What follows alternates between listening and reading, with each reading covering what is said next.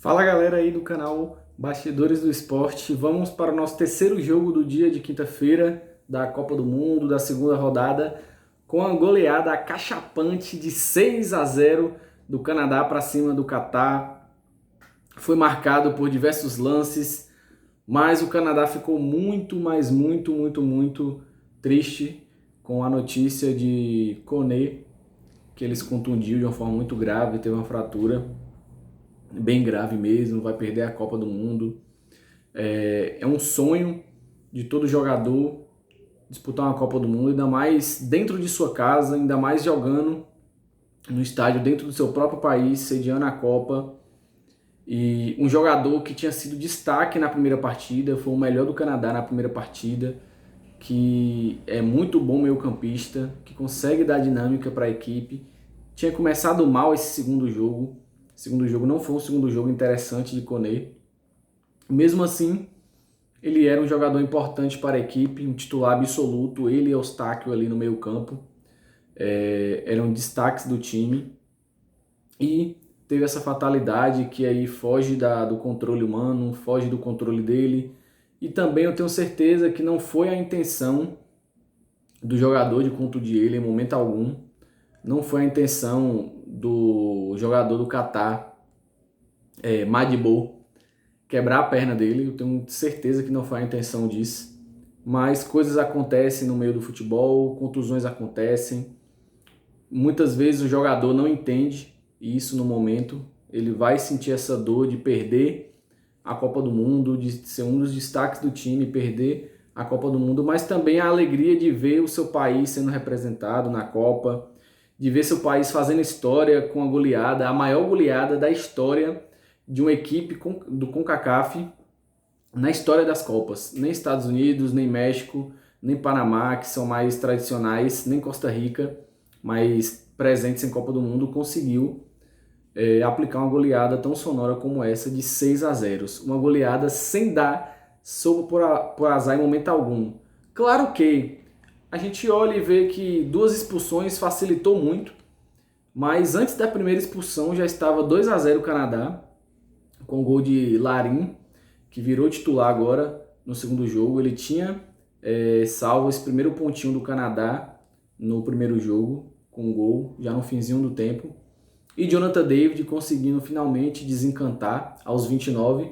E ao 33 acontece essa fatalidade, a primeira fatalidade do jogo para o Catar, que foi justamente a expulsão de Ahmed. A partir dali o Catar se fechou, tentou se fechar na verdade, mas o Canadá aproveitou o ímpeto da torcida, a torcida apaixonada por esse esporte cada vez mais, empurrando a equipe que já estava com 2-0, não se cansou, não se limitou ao 2-0, continuou no ímpeto, continuou buscando e foi premiado ainda no primeiro tempo com mais um gol de David. E aí a partir da segunda etapa, com a fatalidade de Koné e a expulsão de Madibo, realmente desandou para o Catar. Só para vocês terem noção, foi 31 chutes do Canadá, 10 chutes na direção do gol e 6 entrou aí e foram gol. Então realmente foi o jogo que teve mais finalizações, passou a Suíça, na verdade a equipe que mais teve finalização no jogo. A Suíça na primeira rodada tinha finalizado 30 vezes, o Canadá conseguiu superar isso com 31 chutes. Inclusive são equipes aí que são no mesmo grupo. 31 chutes para cima do Catar, e o Catar apenas 2 chutes e nenhum no alvo. Então foi uma partida pífia. Depois das expulsões ficou mais pífio ainda a partida. O desempenho do Catar não soube sair da pressão. Com 2 a menos, com a menos já estava difícil, com 2 a menos tornou impossível fazer um contra-ataque direito, ter uma saída de bola, ter uma saída de jogo, armar algo ofensivamente ficou impossível. Não conseguiu controlar a bola, deu apenas 137 passes no jogo inteiro. Isso é muito pouco para uma equipe de Copa do Mundo, apesar das expulsões. E o Canadá deitou, Jonathan David tirou o seu atraso, conseguiu fazer o segundo hat-trick da Copa, nessa Copa. O primeiro foi de Lionel Messi, e ele consegue fazer esse segundo hat-trick da Copa, consegue desencantar finalmente é o grande craque, a grande referência do Canadá. Ele é o maior artilheiro da história do Canadá. Então a gente conseguiu perceber a vontade dele de ficar o jogo inteiro, de se manter no jogo, mesmo o time já goleando. E ele conseguiu desencantar finalmente, fazendo os 3 gols. Vale destacar também a belíssima partida de Eustáquio ali no meio campo. Ele consegue regir bem o meio campo. Quem acompanha ele desde a época do Porto sabe que ele é um jogador muito interessante de controle de bola, de ditar ritmo. Aquele jogador que é chamado do box to box, que consegue ir pressionar na frente, mas também consegue desarmar, consegue voltar lá atrás na defesa, consegue sair entre os zagueiros com a bola também. Vale destacar também mais uma belíssima partida de Laryea, o lateral esquerdo, muito bom, muito excelente. Ele e Johnston, mais uma vez, fizeram uma partidaça. Na primeira partida também, que havia sido empate do Canadá, eles já tinham feito uma partidaça também.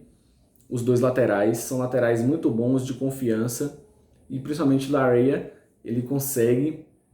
ele é muito veloz, ele consegue atacar muito o espaço deixado ali pelos pontas. Ele é um jogador muito interessante para ficar de olho, justamente porque ele é a válvula de escape do time pela esquerda.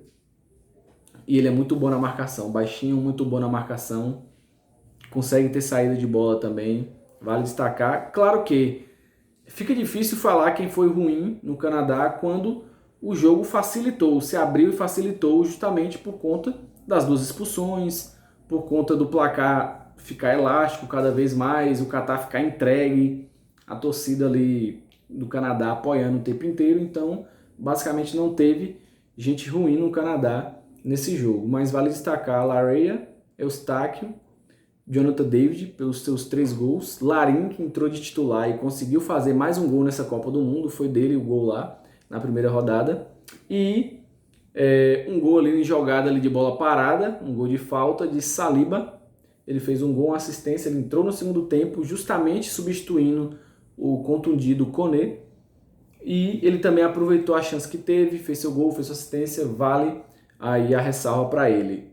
Para o Catar só resta tentar sonhar na última rodada ali, em fazer uma vitória.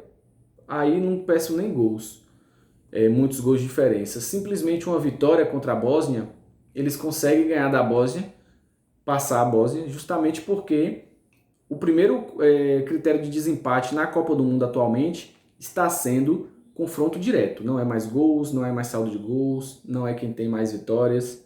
É simplesmente se está empatado no mesmo número de pontos, o primeiro critério é justamente o confronto direto. E na última rodada, na quarta-feira, teremos Bósnia e Catar. E se o Catar ganhar, conseguir ganhar, o que eu acho que vai ser um jogo bem pobre, que a Bósnia também não mostrou muita coisa nesse campeonato até agora. Se o Catar conseguir vencer por um placar mínimo que seja, ele pode brigar pela terceira vaga. Justamente com 4 pontos, que eu acredito que passa em terceiro lugar. Qualquer equipe que fizer 4 pontos, eu acho que passa entre as 8 terceiras colocadas. Então o Catar não está perdido.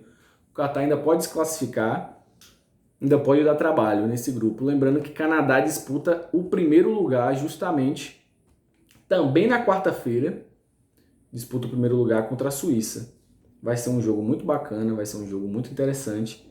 E vamos ver se a Suíça mantém a boa partida que fez. Manzambi entre titular e consiga performar como ele performou na partida contra a Bósnia. Vamos ver. As 2 escolas melhores dessa equipe B, desse grupo B do campeonato da Copa do Mundo. E vamos ver o que vai acontecer nesse resumo aí, nesse jogo, para ver quem fica com a primeira vaga, que é muito importante para pegar um chaveamento melhor e fugir do segundo lugar, que vai pegar o primeiro lugar de outro grupo, e fugir também da terceira colocação, que só pega pedreira. Os terceiros lugares só pega pedreira. Então é isso, galera. Curta, compartilhe o vídeo aí. Se você pensou algo diferente desse jogo, comente aí na barra de comentários. No mais, fique esperto, porque teremos a análise aí do jogo do México para finalizar a noite de quinta-feira, o primeiro dia da segunda rodada de Copa do Mundo. Então é isso. Valeu.